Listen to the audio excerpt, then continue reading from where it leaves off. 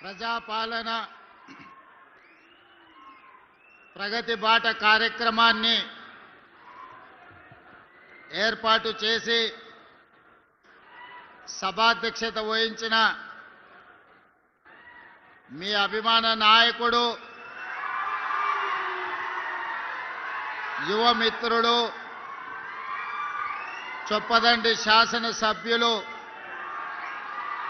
మేడ్పల్లి సత్యం గారు ఈ కార్యక్రమంలో నాతో పాటు ముఖ్య అతిథులుగా విచ్చేసిన కరీంనగర్ జిల్లా ఇన్ఛార్జ్ మంత్రివర్యులు పెద్దలు తుమ్మల నాగేశ్వరరావు గారు, మీ అభిమాన నాయకులు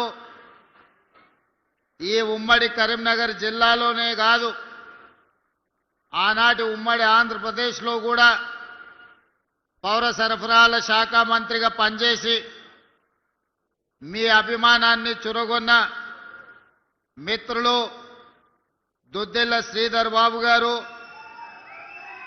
అదేవిధంగా తెలంగాణ సాధనలో మీరు పార్లమెంటు సభ్యుడిగా ఎంపిక చేసి పంపిస్తే తెలంగాణ రాష్ట్రాన్ని సాధించుకొని తిరిగి వచ్చిన సహచర మంత్రివర్గ సభ్యులు పొన్నం ప్రభాకర్ గారు, అదేవిధంగా కార్యకర్త నుంచి అతి సామాన్యమైన సామాజిక వర్గం నుంచి ఈనాడు మంత్రిగా ఎదిగిన మిత్రులు అడ్లూరి లక్ష్మణ్ గారు, అదేవిధంగా 30 సంవత్సరాలు సుదీర్ఘమైన పోరాటం చేసి ఎన్నోసార్లు గెలుపు త్రుటిలో తప్పినా ఎప్పుడు ధైర్యం కోల్పోకుండా ప్రజా జీవితంలోనే కొనసాగి ఈనాడు శాసనసభ్యుడిగా తెలంగాణ శాసనసభలో విప్గా వ్యవహరిస్తున్న మిత్రులు ఆది శ్రీనివాస్ గారు, అదేవిధంగా శాసనసభ్యులు మిత్రులు డాక్టర్ కవ్వంపల్లి సత్యనారాయణ గారు, అదేవిధంగా పెద్దపల్లి శాసనసభ్యులు మిత్రులు విజయ రమణారావు గారు, రామగుండం శాసనసభ్యులు మిత్రులు రాజ్ ఠాకూర్ గారు, అదేవిధంగా వరంగల్ జిల్లా నుంచి వచ్చేసిన మిత్రులు శాసనసభ్యులు నాయని రాజేందర్ రెడ్డి గారు, శాసన మండలి సభ్యులు ఎన్ఎస్యుఐ నాయకులు బల్మూరు వెంకట్ గారు, అదేవిధంగా సోదరిమణి మహిళా కమిషన్ చైర్పర్సన్ నేరెళ్ల శారద గారు, అదేవిధంగా మాజీ శాసనసభ్యులు ఆరేపల్లి మోహన్ గారు, అదేవిధంగా కరీంనగర్ శాసనసభ ఇన్ఛార్జిగా ఈనాడు బాధ్యతలు నిర్వహిస్తూ మున్సిపల్ కార్పొరేషన్ ఎన్నికల్లో క్రియాశీలక పాత్ర పోషిస్తున్న మిత్రులు వెల్చాల రాజేంద్రరావు గారు, వేదిక మీద ఉన్న వివిధ కార్పొరేషన్ల చైర్మన్లు, జిల్లా పార్టీ అధ్యక్షులు, పార్టీ ముఖ్యమైన నాయకులు ఈ సమావేశంలో పాల్గొని నిండు మనసుతో ఆశీర్వదించడానికి విచ్చేసిన వేలాది మంది మా కాంగ్రెస్ పార్టీ కార్యకర్తలకు, మా ఆడబిడ్డలందరికీ కూడా హృదయపూర్వకంగా మీకు అందరికీ అభినందనలు, కృతజ్ఞతలు తెలియజేస్తున్నా. మిత్రులారా, మీకందరికీ తెలుసు కరీంనగర్ జిల్లాకున్న ప్రాధాన్యత. ఈ కరీంనగర్ జిల్లా నుంచే మొదలైన తెలంగాణ మలి ఉద్యమం తెలంగాణ రాష్ట్ర సాధనలో అత్యంత క్రియాశీలక పాత్ర పోషించింది.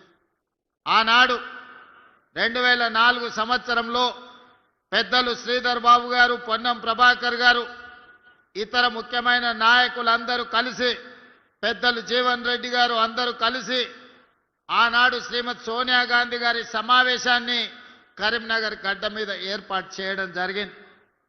ఆ సమావేశంలో ఈ కరీంనగర్ జిల్లా ప్రజల యొక్క భావోద్వేగం, కరీంనగర్ జిల్లాలో జరుగుతున్న తెలంగాణ ఉద్యమాన్ని కళ్ళకు కట్టినట్టుగా నాడు నాయకులు ప్రదర్శించడంతో శ్రీమతి సోనియా గాంధీ గారు ఈ కరీంనగర్ గడ్డ మీద నుంచే 4 కోట్ల తెలంగాణ ప్రజలకు మాట ఇచ్చిండ్రు.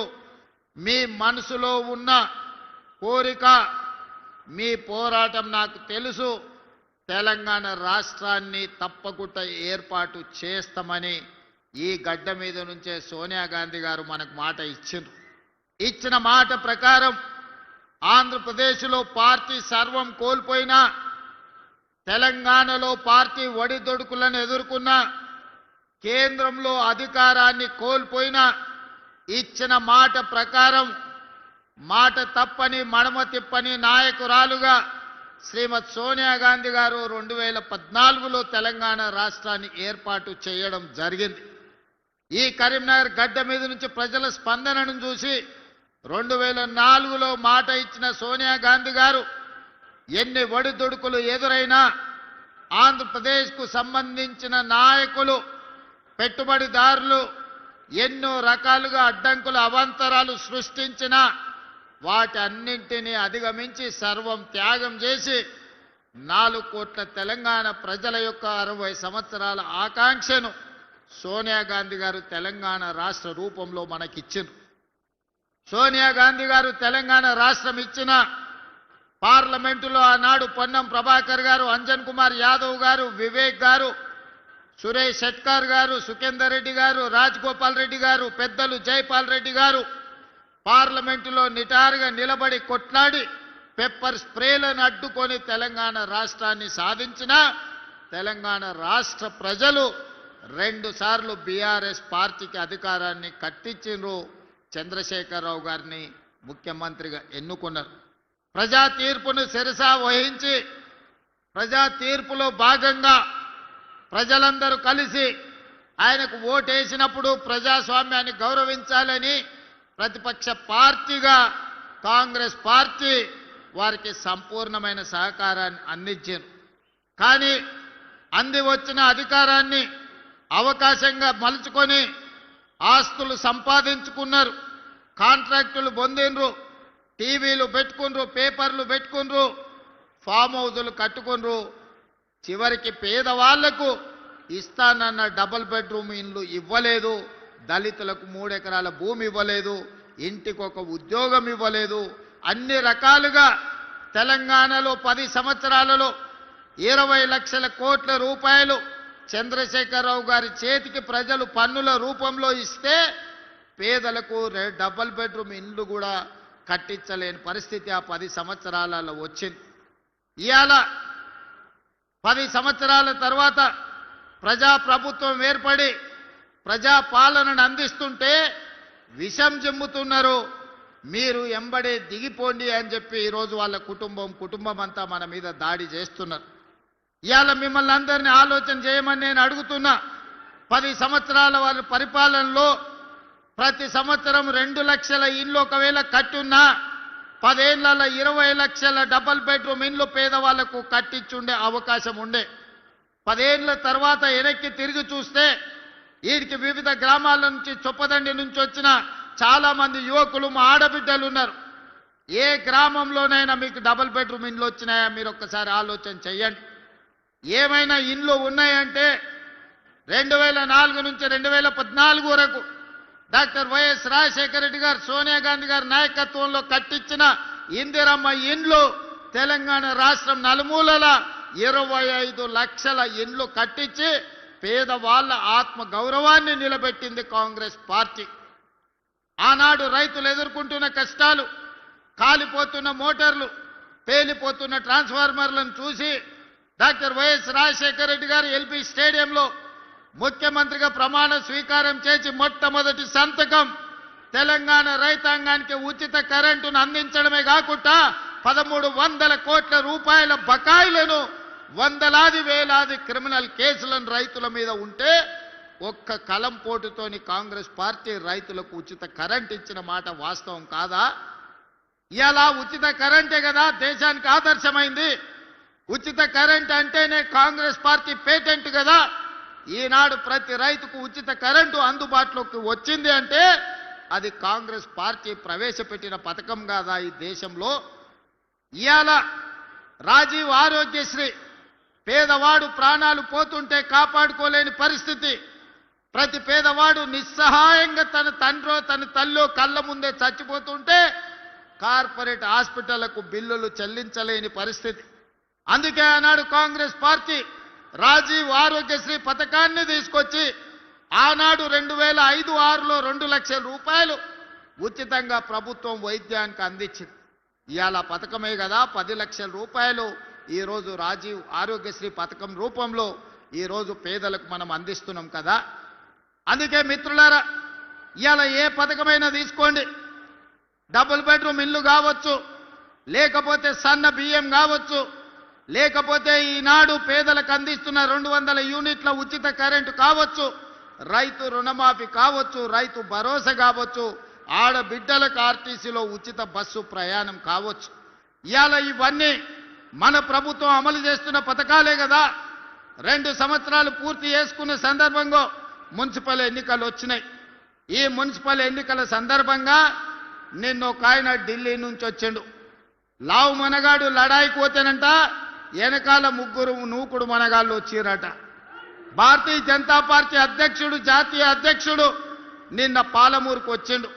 ఆయన వెనకాల కిషన్ రెడ్డి, బండి సంజయ్, డీకే అరుణ గారు ఆయన వెనకాల పోయారు.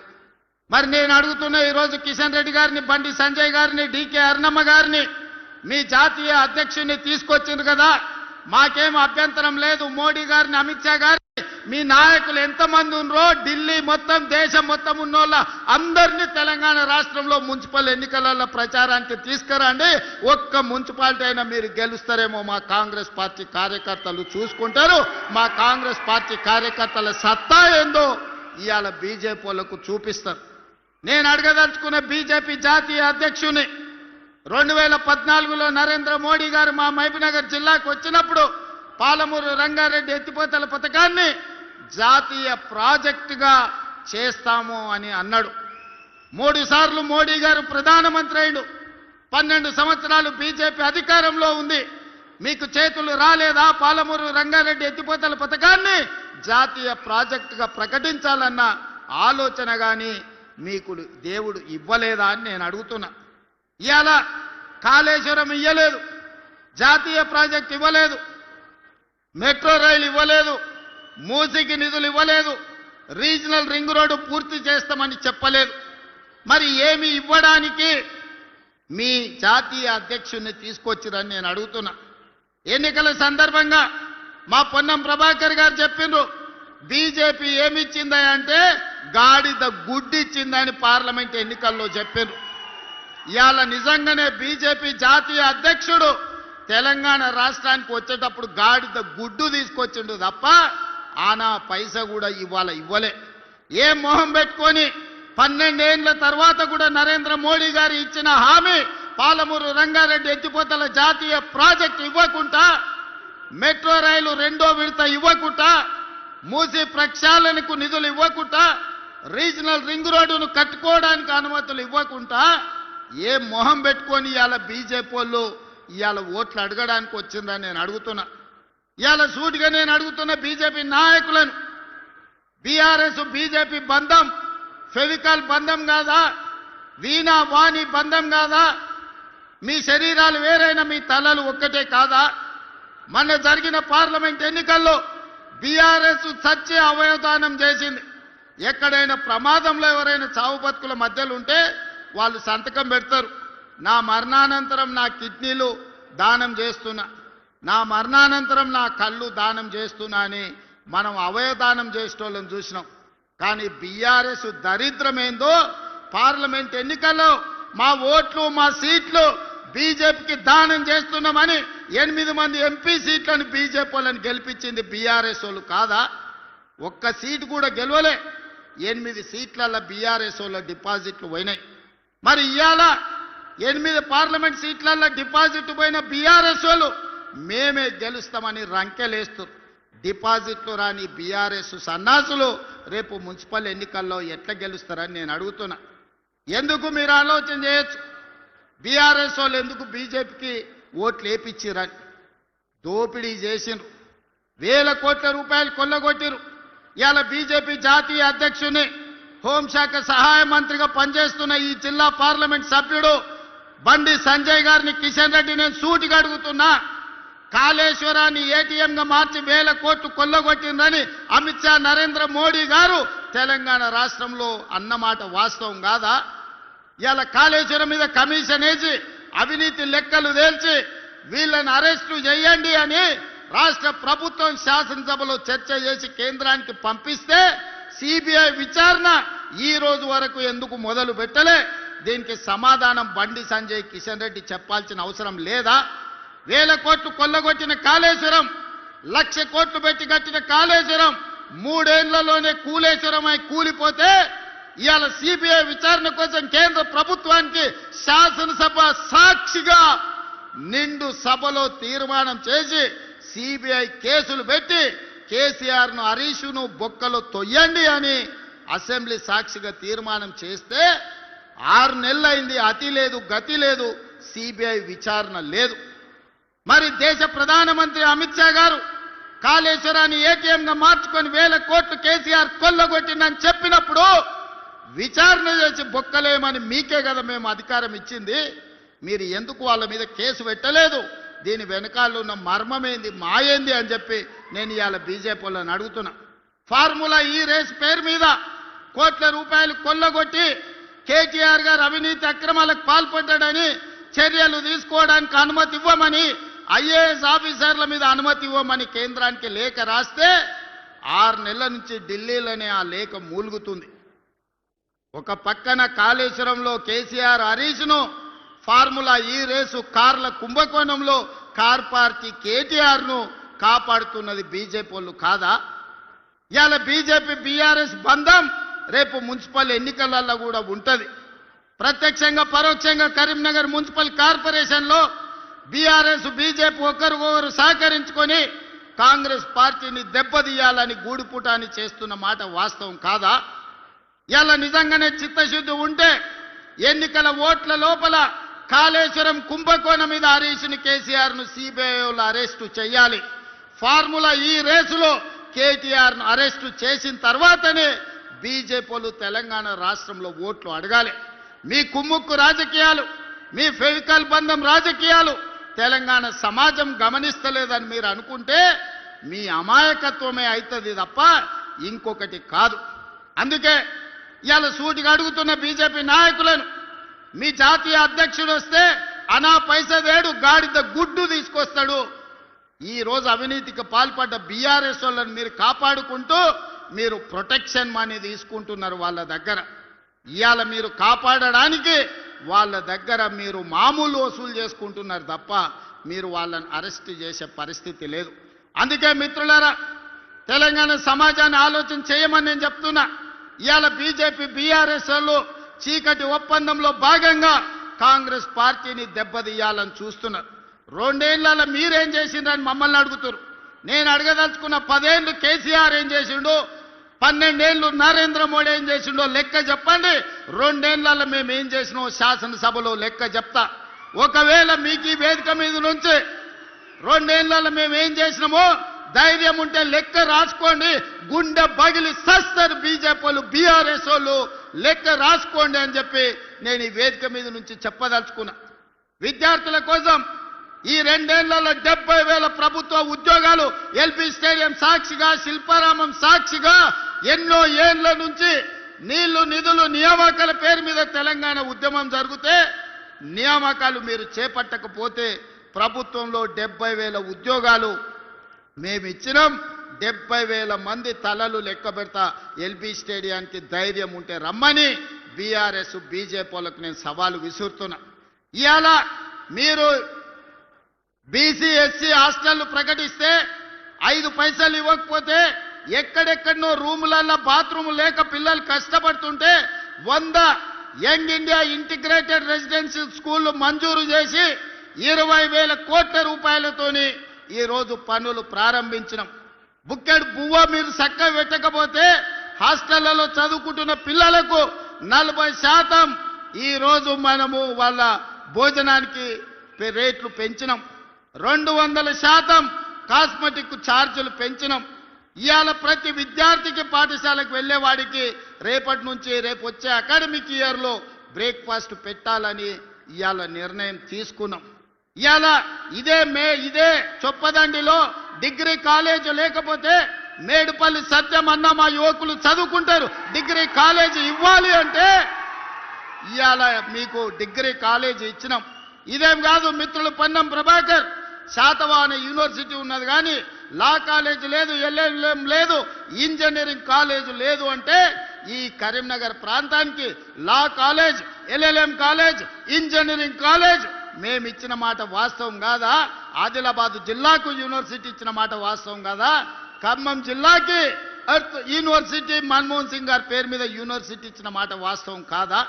ఇవాళ ఒకటొకటిగా చెప్పుకుంటూ వెళ్తే ఎన్ని కాలేజీలు ఇచ్చినామో మొత్తం నేను లెక్క చెప్తా. పిల్లల కష్టాలు తీర్చడానికి శత విధాల ప్రయత్నం చేస్తున్నాం. నిరుద్యోగ యువకులకు 70,000 ఉద్యోగాలు ఇచ్చినాం. ఇవాళ రైతు రుణమాఫీ 25,35,000 రైతులకు 21,000 కోట్ల రూపాయలు 2 లక్షల రూపాయలకు లెక్క కట్టి రైతులకు రుణమాఫీ చేసి ఈనాడు 9 రోజుల్లోనే 9,000 కోట్ల రూపాయలు రైతు భరోసా తుమ్మల నాగేశ్వరరావు గారి నాయకత్వంలో ఈ రోజు వాళ్ళ ఖాతాలలో నగదు బదిలీ చేసింది నిజం కాదా? ఉత్త వ్యవసాయం మీదనే 1,15,000 కోట్ల రూపాయలు రైతుల కోసం ఈ రోజు మనము నగదు బదిలీ చేసినాం. రైతులకు ఉచిత కరెంట్ ఇస్తున్నాం. ఇవాళ రైతు బీమా పథకాన్ని మనం అమలు చేస్తున్నాం. అదే కాదు, ఆనాడు కేసీఆర్ అన్నాడు ఒరేసుకుంటే మీరు ఊరేసుకున్నట్టే అని. మిమ్మల్ని మాత్రం ఒరేసుకుంటే ఊరేసుకున్నట్టే అన్నాడు. ఆయన ఫామ్ హౌస్లో 150 ఎకరాలలో వరి పండిస్తే కావేరీ సీడ్స్ వాళ్ళు 4,000 రూపాయలకు క్వింటాలు కొన్నారు.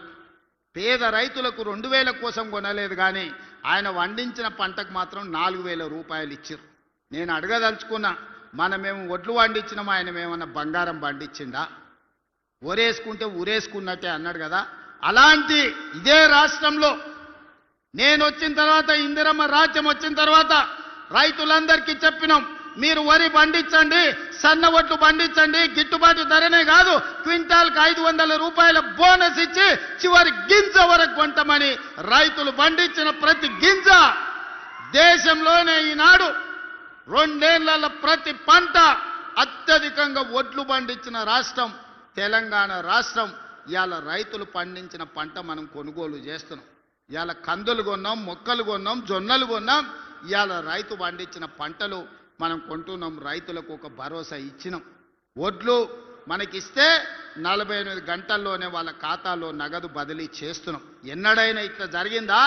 ఆ ఎలా ఒడ్లు తీసుకపోతే మిల్లర్లు దళారులు కుమ్ముక్కై తాలు పేరు మీద, తడి పేరు మీద క్వింటాల్కి 10 కిలోలు దండి కొడుతుంటే ప్రభుత్వంలో ఉన్న పెద్దలు వాటాలు మెక్కిండ్రు తప్ప గంగుల కమలాకర్ లాంటి వాళ్ళు మిల్లర్లతోని కుమ్ముక్కై వాటాలు మెక్కిండ్రు తప్ప ఏ రోజు కూడా రైతులను ఆదుకోలే. ఇవాళ ఎవడైనా మిల్లర్ అయినా దళారైనా ఇవాళ తాలు పేరు మీద, తుట్టి పేరు మీద ఏమన్నా కట్ చేస్తున్నారేమో చూడండి, ఈపులు విమానమూతం అవుతాయని మన ప్రభుత్వంలో చెప్పడం జరిగింది. మిత్రులారా, ఇలా రైతులకు చూడండి, రైతు భరోసా కావచ్చు, రైతు రుణమాఫీ కావచ్చు, రైతు గిట్టుబాటు ధర కావచ్చు, రైతు బీమా కావచ్చు, రైతులను ప్రతి నిమిషం ఆదుకొని రైతాంగ కుటుంబాలను ఈరోజు రైతును రాజును చేయడమే కాకుండా వ్యవసాయం దండగా కాదు వ్యవసాయం పండుగ చేసి చూపిస్తామని ఈనాడు రైతాంగాన్ని మనం ఆదుకున్నాం. ఇక మా ఆడబిడ్డలు, మా అక్కలు ఈడనే ఉండ్రు. నేను హెలికాప్టర్ల పైనుంచి వచ్చేటప్పుడు తుమ్మల గారికి చూపించిన పాలపిట్టలు లెక్క చీరలు చూడు ఎంత మంచిగా ఉన్నాయో. దసరా పండుగ నాడు పాలపిట్టలు చూసినట్టుంది మా అక్కలు ఆ చీరలు కట్టుకొని వస్తుంటే. ఇవాళ మా అక్కలు కెమెరామెన్ అక్కడ చూపి మా అక్కలందరూ పాలపిట్ట చీరలతో ఎంత మంచిగా ఉన్నారు. ఇంటి ఆయన కూడా సంతోషపడతాడు మా అక్కలందరూ ఇంత మంచిగా కనిపిస్తారు అంటే. ఇవాళ మా అక్కలందరూ పాలపిట్ట చీరలు కట్టుకొని ధైర్యంగా మా తమ్ముడు వచ్చిండు, పండుగ పూట చీర పెడితే మాకు సారే అని చెప్పి ఇవాళ తమ్ముడిని ఆశీర్వదించడానికి ఇంత దూరం వచ్చారు మా అక్కలు. ఆ ఎల్ల బతుకమ్మ చీరలు ఇచ్చింది. ఎన్నడన్నా మా అక్కలు కట్టుకున్నారా? ఆ అక్కల్ని ఆలోచన చేయమని నేను అడుగుతున్నా.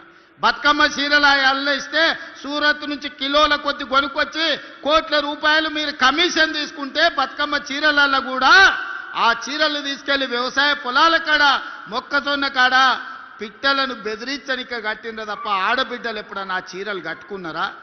మీ బతుకు జడ ఆడబిడ్డలకు పెట్టే సీరియల్లో కూడా మీరు కమిషన్ వదలకపోతే మీది కూడా ఓ బతికేనా అని ఇవాళ మా ఆడబిడ్డలు అనే పరిస్థితి వచ్చింది. కానీ ఇవాళ మా అక్కలు సంతోషంగా మేము ఇచ్చిన ఇందిరమ్మ చీరలు కట్టుకొని ఇవాళ వచ్చారు. అదేవిధంగా మా పొన్నం ప్రభాకర్ చెప్తున్నాడు, మొన్న సమ్మక్క సారలమ్మ జాతరలా లక్షలాది మంది ఆడబిడ్డలకు ఉచిత బస్సు ఇచ్చినామని. నేను అడుగుతున్న ఇవాళ 2 ఏళ్లలో మా అక్కలే సాక్షి, ఏడన్నా బస్సులు ఎవరన్నా ఒక్క రూపాయి అడిగినరా అక్క? మిమ్మల్ని కిరాయి అడిగినరా అక్క? నిజం చెప్పురే. అడిగితే మీ తమ్ముని ఫోటో చూపించమని ఆయననే చెప్పిన కదా, కిరాయి పైసలు అయితే మా తమ్ముడు కడతాడు, పట్టణంలో ఉన్నారు తెచ్చుకోపోండి అని చెప్పమన్నానా? 2 ఏళ్లలో ఆడబిడ్డలకు ఉచిత బస్సు ప్రయాణానికి 9,000 కోట్ల రూపాయలు నేను పొన్నం ప్రభాకర్ గారికి లెక్క కట్టి నెల నెల పైసలు కట్టిన. మా ఆడబిడ్డలు బస్సులో ఉచితంగా పోతే ఆ ఎల్లా అమ్మగారింటికి పోవాలన్నా, అమ్మవారిని దర్శించుకోవాలన్నా, కొండగట్టుకోవాలన్నా, వేములవాడ రాజన్నను దర్శించుకోవాలన్నా ఇంటి ఆయన ముందల చేయి చాపాలి మా అక్కలు. అయ్యా నేను రాజన్న దగ్గరకు పోయేస్తా, కొండగట్టుకు పోయేస్తా అంటే ఇంటి ఆయన చెప్పడే ఇప్పుడు దసరా పండుగ కదా, దీపాలకు పోదు కానీ లేకపోతే ఉగాది పండుగ పోదు, ఇప్పుడు ఏం తొందర ఉందని. అమ్మగారింటికి పోయేస్తా అంటే ఇప్పుడు ఏమంతా పొడుచుకొచ్చింది అమ్మగారింటికి పోయి చూసిరానికి అని అనేటోడు. కడుపులో బాధ దుఃఖం ఉన్నా ఇక ఆయన నగదు ఇవ్వకపోతే బస్సులో పోలేని పరిస్థితి. మా అక్కలు మనసులే బాధ పెట్టుకొని ఇంటికానే పిల్లల్ని చూసుకుంటూ ఉండేది. ఇవాళ పరిస్థితి ఎట్లుంది? ఇంటి ఆయన బాయికాడిపోతే అక్క అమ్మగారింటికి పోయి అమ్మని చూసి మళ్ళీ సాయంత్రం లోపల ఇంటికి వస్తుంది. అమ్మగారిని దర్శించుకోవాలంటే ఆలోచన లేదు, బస్సు ఎక్కి పిల్లల్ని తీసుకొని చక్కగా పోయి గుడికి పోయి దర్శనం చేసుకొని వస్తుంది. 9,000 కోట్ల రూపాయలు ఇవాళ మా ఆడబిడ్డల కోసం నేను ఖర్చు పెట్టిన. ఒక్కొక్క అక్కకు ఒక్కొక్క చెల్లెకు నెలకు 4-5 వేల రూపాయలు మిగులుతున్నాయి బస్సు ప్రయాణం నౌకరు చేసుకునేటోళ్ళకు. ఇది మేము ఇచ్చింది కాదా? మహిళా సంఘాలు ఆనాడు స్వయక సంఘాలు అంటే ఒక పట్టు ఉండే, ఒక గౌరవం ఉండే. కేసీఆర్ వచ్చి ఖతం చేసిండు. పావులా లేదు, సున్నా లేదు, వడ్డీ లేదు, నగదు లేదు. మా ఆడబిడ్డల చేతుల సిల్లి గవ్వ లేకుండా చేసిండు. మనం వచ్చినాక 27,000 కోట్ల రూపాయలు ఆడబిడ్డల చేతులు పెట్టి మీరు వ్యాపారం చేయండి, మీరు కోటీశ్వరులు కాండి అని 27,000 కోట్ల రూపాయలు ఇవాళ 0 వడ్డీతో మా అక్కల చేతుల నగదు ఆడుతుంది. ఇవాళ బస్సులో ఉచిత ప్రయాణమే కాదు, 1000 బస్సులకు మా పొన్నం ప్రభాకర్ గారు ఆడబిడ్డలను యజమానులను చేశారు. ఆర్టీసీకే బస్సులు పెట్టి ఇవాళ మా ఆడబిడ్డలు నడిపించే పరిస్థితి వచ్చింది. ఇవాళ జిల్లా కేంద్రాలలో పెట్రోల్ బంకులు ఇచ్చి వ్యాపారం పెట్టించినాం. ఇవాళ సోలారు విద్యుత్ అదాని అంబానీల కాదు, ఆడబిడ్డలు కూడా సోలారు విద్యుత్ ఉత్పత్తి చేస్తారని ఈరోజు సోలారు విద్యుత్ ఉత్పత్తి కేంద్రాలను 1000 మెగావాట్లు మా ఆడబిడ్డలు పెట్టి ఇవాళ రాష్ట్ర ప్రభుత్వంతో వ్యాపారం చేస్తారు. ఇవాళ చాలా మంది యువకులు చదువుకున్న వాళ్ళు శిల్పారామం చుట్టూతా మైక్రోసాఫ్ట్, ఇన్ఫోసిస్, విప్రో లాంటి పెద్ద పెద్ద ఐటీ కంపెనీలు ఉన్నాయి. ఆ పక్కనే ఆడబిడ్డలకు 100 కోట్ల రూపాయల భూమి ఇచ్చి 150 స్టాల్స్ శిల్పారామం పక్కనే పెట్టించి వాళ్ళు తయారు చేసే వస్తువులను ప్రపంచానికి అమ్మేటట్టు ఈరోజు అవకాశం కల్పించినాం. ఇవాళ ఇక్కడ ఉన్నోళ్ళు ఎవరైనా మా అక్కలు తయారు చేసే నిర్మల్ పెయింటింగ్స్ కావచ్చు, చేతితోని తయారు చేసే వస్తువులు కావచ్చు, ఆన్లైన్లో అమెజాన్లో ఆర్డర్ పెట్టడానికి ఇవాళ మా అక్కలు తయారు చేసిన వస్తువులు ఆన్లైన్లో ప్రపంచానికి అందుబాటులోకి తీసుకొచ్చినాం. ఇవన్నీ మా ఆడబిడ్డల ఆత్మగౌరవం పెంచడానికి మేము చేసిన ప్రయత్నం కాదా అని నేను అడుగుతున్నా. ఇవాళ ఒక పక్కన రైతులు, ఇంకొక పక్కన విద్యార్థులు, మరో పక్కన నిరుద్యోగ యువకులు, ఇంకొక పక్కన ఆడబిడ్డలకు ప్రతి విషయాన్ని అడిగి తెలుసుకొని వాళ్ళ సమస్యలు ఒకటొకటిగా పరిష్కరించుకుంటున్నాం. 10 ఏళ్ల నుంచి తెలంగాణ రాష్ట్రంలో నీ పీడ బట్టి, నీ చీడ బట్టి సమస్యలు పేర్కపోతే ఒకటొకటి పరిష్కరించుకుంటూ వస్తున్నాం. ఆ ఎల్ల మేము అధికారం ఇచ్చినప్పుడు 70,000 కోట్ల అప్పు ఉంటే 10 ఏళ్లలో 8,11,000 కోట్ల రూపాయల అప్పులు మన నెత్తి మీద మోపిండి అయ్యగారు. పోయి ఫామ్ హౌస్లో వండుకున్నాడు, నీ సావు నువ్వు సావని. 8,11,000 కోట్ల రూపాయల అప్పులతోని నాకు అధికారాన్ని చేతులు పెడితే ఏం చెయ్యాలా నాయనా అని దిక్కుదోచని పరిస్థితిలో కన్నోని కాళ్ళు పట్టుకొని ఢిల్లీకి పోయి అడుక్కోనోని అందరి దగ్గర పోయి కూర్చొని ఇవాళ ఒక దారిలోకి పట్టుకొచ్చి ప్రభుత్వాన్ని నడిపే పరిస్థితి తీసుకొచ్చినాం. ఒకటొకటిగా అప్పులు కట్టుకుంటూ వస్తున్నాం. అసలుకు మిత్తికే ఆయన చేసిన అప్పులకు మిత్తి కట్టనికనే నెలకు 5-6 వేల కోట్ల రూపాయలు కట్టాల్సి వస్తుంది. సంసారం దివాలా దీపించిండు, బజార్లో ఇజ్జత్ లేకుండా చేసిండు. సిల్లి గవ్వ ఉట్టకుట్ట చేసి రాష్ట్రాన్ని ఆడ పడేసిపోయి ఫామ్ హౌస్లో వండుకున్నాడు. నీ సావు నువ్వు సావుపో, ఇక నేను రానే రాను, బడికే రాను అంటాడు. నెల నెల మాత్రం జీతం తీసుకుంటుండు, దానికి మాత్రం ఏం తక్కువ లేదు. వెనకటికో పెద్ద ఆయనే చెప్పిండంట, మందేమో ఎప్పటోళ్ళనే మూలుగూడనేమో మున్పటోళ్ళనే అని. మందేం తగ్గలే, మూలుగూడ కూడా తగ్గలే. అది అట్లనే ఉంది, ఇది ఇట్లనే ఉంది. కానీ అధికారం ఉంటేనే నేను అసెంబ్లీకి వస్తా, లేకపోతే రానుపో అని అన్నాడు. బడికి రాకపోతే పిల్లగాని ఈపులు వలగొట్టడా అనే పంతులు? ప్రభుత్వ ఉద్యోగి నౌకరికి పోకపోతే జీతం కట్ చేస్తలేరా? మరి ఇవాళ కేసీఆర్కి ఏం కట్ చేయాలని మిమ్మల్ని అడుగుతున్నా. ఒక్కరోజు కూడా అసెంబ్లీకి రాడు, ఒక్కరోజు కూడా ఒక మంచి మాట మాట్లాడాడు. వస్తే ఏదో ఒకటి శాపనార్థాలు పెట్టిపోతాడు. 40 ఏళ్ళ అనుభవం అంటాడు. నీ అనుభవం అంతా మమ్మల్ని శాపనార్థాలు పెట్టడానికేనా? ఇది తెలంగాణ సమాజానికి ఏమన్నా మంచిదా? మీరు ఒక్కసారి ఆలోచన చెయ్యండి. అందుకే ఇవాళ వాళ్ళందరూ కట్టగట్టుకొని మన మీద విషం జుమ్ముతున్నారు. ఓ రోజు తండ్రి, ఓ రోజు కొడుకు, ఓ రోజు అల్లుడు, ఓ రోజు బిడ్డ, ఓ రోజు సడ్డకుని కొడుకు. ఇక సడ్డకుని కొడుకు నుంచి చెప్పాలంటే మిడ్మానేర్ ఉందనే ఉంది కాడ రవీందర్ అని ఆ ఊర్లో కొట్లాడినోడు ఉన్నాడు. చివరికి మిడ్మానేర్ల పట్టాలు కూడా వదలలేదయా. రాష్ట్రాన్ని దోసుకున్నదే కాదు, మిడ్మానేర్ల పేదోళ్ళకి ఇచ్చే ఇండ్ల పట్టాలు కూడా సడ్డకుని కొడుకు ఇవ్వలే. ఆ సడ్డ కూడా ఈడ ఇసుక దందాలు ఎట్లా చేసిండో మీకు అందరికీ తెలిసి, చొప్పదండి వాళ్ళు అందరు తెలిసి, నేను కొత్తగా చెప్పాల్సిన పని లేదు. ఏదన్నా వదిలినరా, గాలి వదలలే, నీరు వదలలే, ఇసుక వదలలే, రోడ్డు వదలలే, కంకర వదలలే. రాష్ట్రాన్ని మొత్తం గుల్ల చేసి ఇవాళ దోపిడీకి పాల్పడి ఈ మున్సిపల్ ఎన్నికల్లో ఓట్లు అడుగుతామని వస్తారు. అందుకే ఇవాళ మిత్రులారా, మున్సిపల్ ఎన్నికలు ముఖ్యమంత్రిని కాదు, మున్సిపల్ మంత్రిని కూడా నేనే. 2 ఏళ్లలో రాష్ట్రంలో ఉండే 116 మున్సిపాలిటీలు, 7 కార్పొరేషన్లు, 123 మున్సిపాలిటీలకు 17,442 కోట్ల రూపాయలు ఈ 2 ఏళ్లలో ఖర్చు పెట్టినాం. ఇవాళ ఉత్త కరీంనగర్ జిల్లాలో ఉన్న మున్సిపాలిటీలు మొత్తానికి కలిపి 15 ఉంటే, 2 కార్పొరేషన్లు 13 మున్సిపాలిటీలు ఉంటే దాదాపుగా 2,778 కోట్ల రూపాయలు ఈ మున్సిపాలిటీలకు ఇవ్వడం జరిగింది. ఒక్కొక్క దాని లెక్కలు కూడా ఈరోజు మన వాళ్ళు నాకు అందించారు. రామగుండానికి 586 కోట్లు ఇచ్చారు. ఉత్త కరీంనగర్కే 1489 కోట్ల రూపాయలు ఇవాళ కరీంనగర్ మున్సిపల్ కార్పొరేషన్కి ఇచ్చిండ్రు. ఇట్లా ఒక్కొక్కటిగా 2,778 కోట్ల రూపాయలు ఇవాళ మనం ఇచ్చినాం. చొప్పదండి గూడ మున్సిపాలిటీకి 50 కోట్ల రూపాయలు ఇవాళ ఇవ్వడం జరిగింది. రామగుండం కార్పొరేషన్కి ఇవాళ 512 కోట్లు ఇచ్చినాం. నేను ఎందుకు ఇవన్నీ లెక్కలు చెప్తున్నా అంటే, ఇవన్నీ పనులు జరగాలి. పనులు జరగాలంటే మట్టికి పోయినా ఇంటోడే పోవాలని పెద్దలు చెప్పారు. మీ సందులో ఉండే కౌన్సిలరో, మీ కార్పొరేటరో, ఎమ్మెల్యేతోనో మంత్రులతోనో కలిసి పని చేయించుకోకపోతే మీ పనులు ఎక్కడివి అక్కడనే ఉంటాయి. రేపు ఈ విడత కాదు, 2వ విడత ఏప్రిల్లో మళ్ళా ఇందిరమ్మ ఇండ్లు ఇచ్చేది ఉన్నది. పేదోళ్ళు ఇండ్లు కట్టుకోవాలంటే మీ కౌన్సిలర్ మంత్రి దగ్గరకు పోయి కూర్చొని ఇల్లు మంజూరు చేయించుకొని రావాలి. ఎమ్మెల్యేతోని పని చేయించుకోలేనోడు, మంత్రులతోని పని చేయించుకోలేనోడు ఇవాళ కష్టమవుతుంది అభివృద్ధికి. అందుకే డాక్టర్ సంజయ్ గారు జగిత్యాల మున్సిపాలిటీని అభివృద్ధి చేయాలని ఇవాళ కాగితాలు తీసుకొచ్చి ఇచ్చాడు. జగిత్యాల పట్టణంలో మెయిన్ రోడ్డును మొత్తం విస్తరిస్తామనేది ఈరోజు అడిగినరు.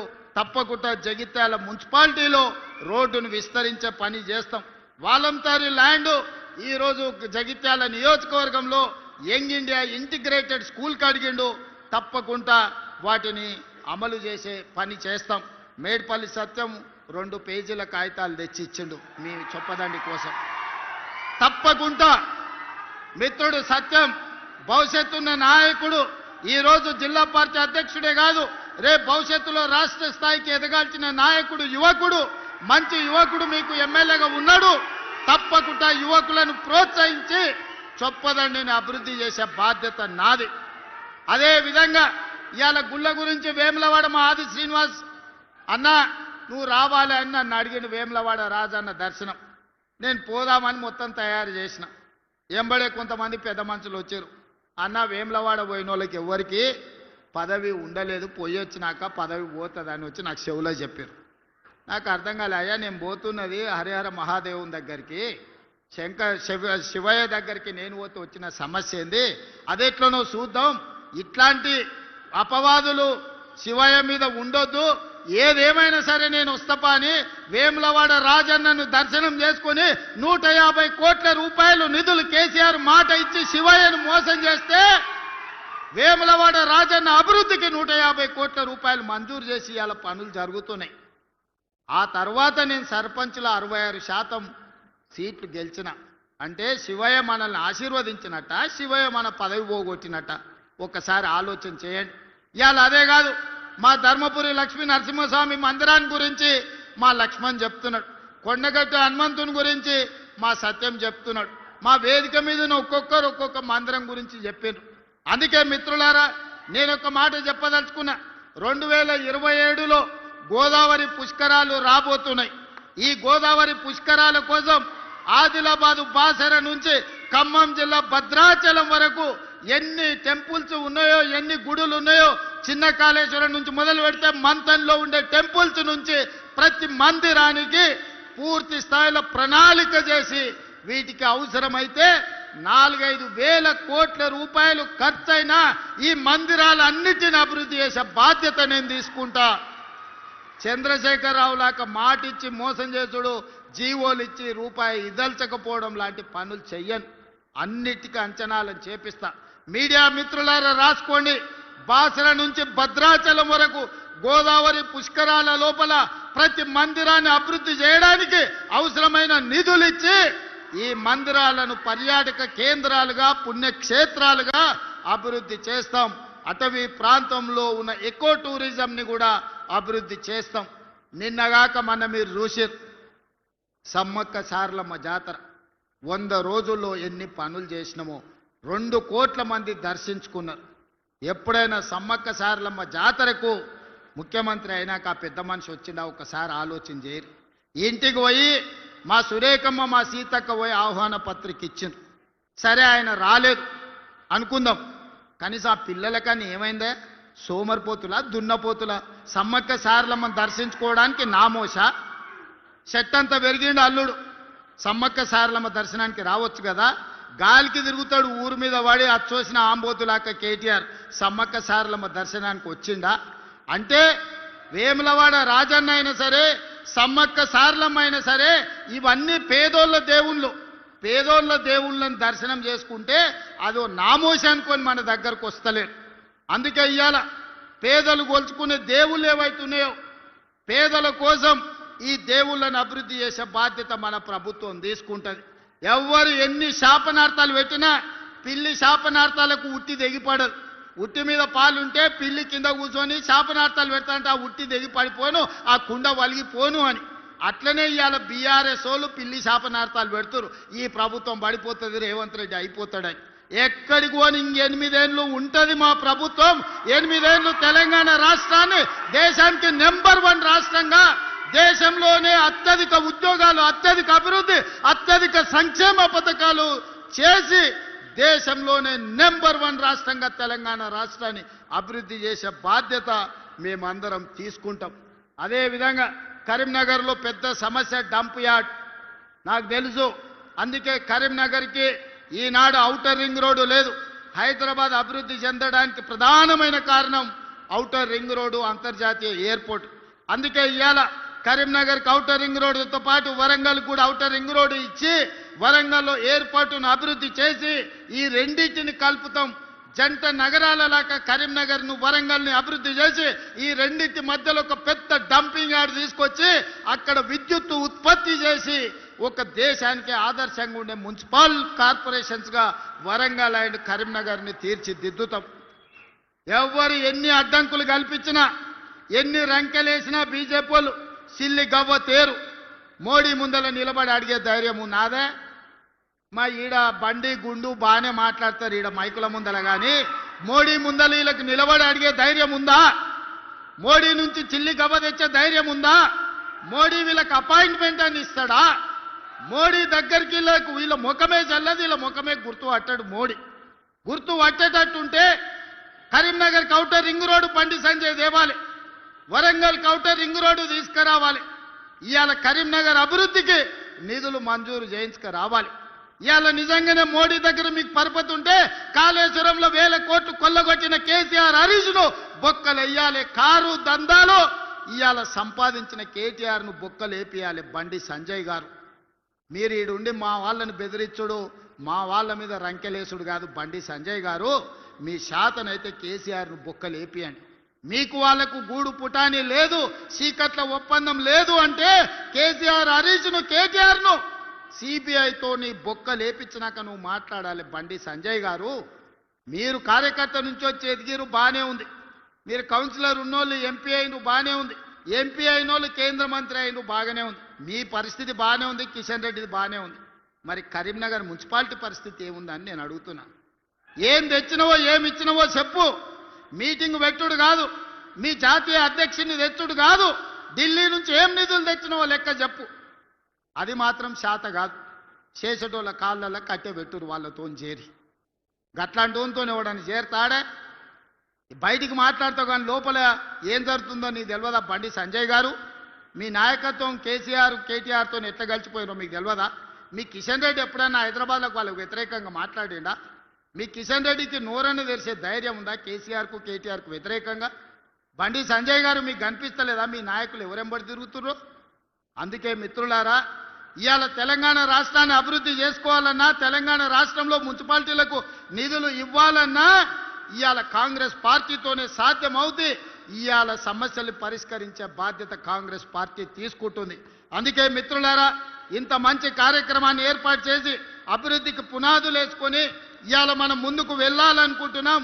ఎవరు ఏమి దేరు, ఎవరు ఏమి ఇయ్యరు, ఎవరో వస్తారని ఏదో చేస్తారని ఎదురు చూడాల్సిన పని లేదు. మనకు సత్తా ఉంది, మనకు శక్తి ఉంది, తెలంగాణ రాష్ట్రానికి ఆదాయం ఉంది.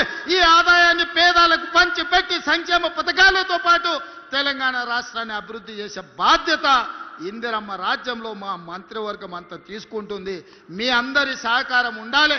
కరీంనగర్లో మీరు 8 మంది ఎమ్మెల్యేలను గెలిపిస్తే 50% పదవులు ఇచ్చినామయ్యా. 3 మంత్రులు ఇచ్చినాం, 1 విప్ ఇచ్చినాం. ఇంతకంటే ఎక్కువ పార్టీ ఏమిస్తుంది మీరు చెప్పుర్రి? 8 మంది ఎమ్మెల్యేలను మీరు గెలిపిస్తే 3 మంత్రులు అయిన, 1 విప్ వచ్చిండు, 4 పదవులు ఇచ్చినాం. 2 ఎమ్మెల్యేలు జిల్లా పార్టీ ప్రెసిడెంట్లు అయ్యారు.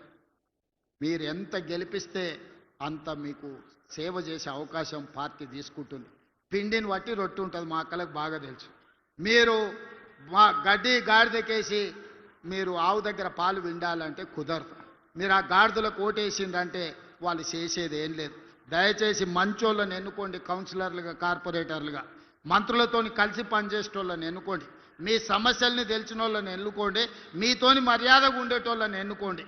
మున్సిపల్ మంత్రిగా మీకు నిధులు ఇచ్చే బాధ్యత నాది. మళ్ళీ కరీంనగర్ మున్సిపల్ కార్పొరేషన్కు వస్తా, కరీంనగర్ కార్పొరేషన్ అభివృద్ధి చేస్తా. ఎట్టి పరిస్థితుల కరీంనగర్ గడ్డ మీద కాంగ్రెస్ పార్టీ జెండా ఎగరాలి. ఎగరడానికి మీ అందరి సహకారం ఉండాలి. మీరందరు సిద్ధమేనా? చొప్పదండితో పాటు కరీంనగర్ 15 మున్సిపాలిటీలు గెలిపించడానికి సిద్ధమేనా? సిద్ధమేనా? సిద్ధమేనా? సిద్ధమేనా? సిద్ధమా అక్క? సిద్ధమన్నోళ్ళందరూ చేయి పైకెత్తురి. జై కాంగ్రెస్, జై జై కాంగ్రెస్. హస్తం గుర్తుకే, గట్టిగా హస్తం గుర్తుకే, హస్తం గుర్తుకే. ధన్యవాదాలు మిత్రులారా.